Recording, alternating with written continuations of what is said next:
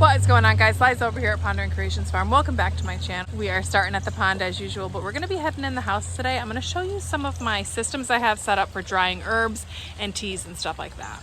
In the heat of summer, it's easy to just be like, oh, I'm going to sit back and relax, but you're going to miss those herbs and the opportunity to pick them before they flower. So get out there and get harvesting, guys.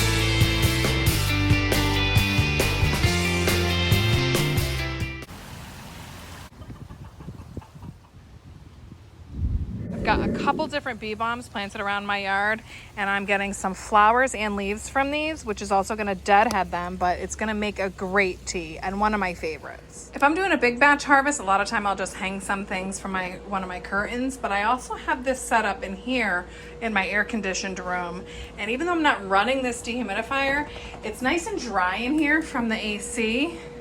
And there's a puppy party going on. And if you're just bringing in handfuls, a thing at a time, at least there's a dedicated spot to put everything, and you'll get some stuff dehydrated. Today's project is getting this garlic strung up more in this window. These were my couple early harvests, and now I've got my main harvest, so we got to get that hung up. Since I started harvesting the bee balm last year, this one out front has really taken off, and I love the big stand that it has now. Love it when they flower from another flower. It's really cool when that happens. So up here I've got the bee balms, and I've got echinacea flowers in there. We've got nasturtium flowers, got mullein flowers, and this old garbage can I'm dehydrating some barley. We've got some more in this bag.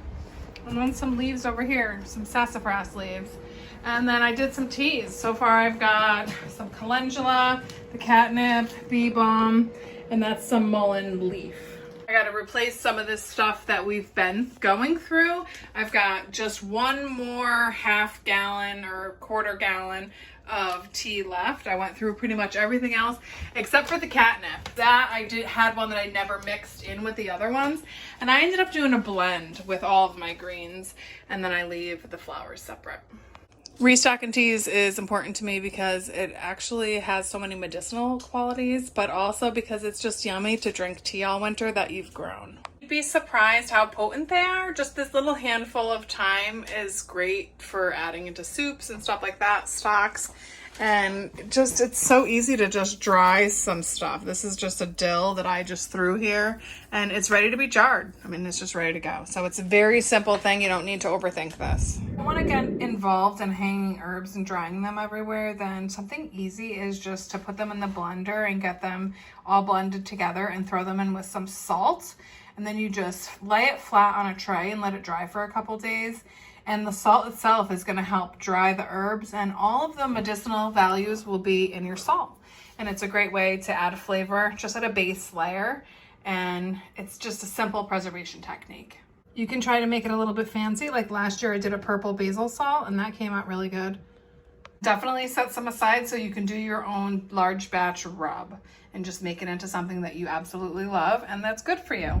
Thanks for joining us at the farm today, everyone. Don't forget to like this video and share it around for your friends. And I'm gonna go and get the freeze dryer going. Next week, we're gonna do a bit of a pantry tour, so stay tuned for that.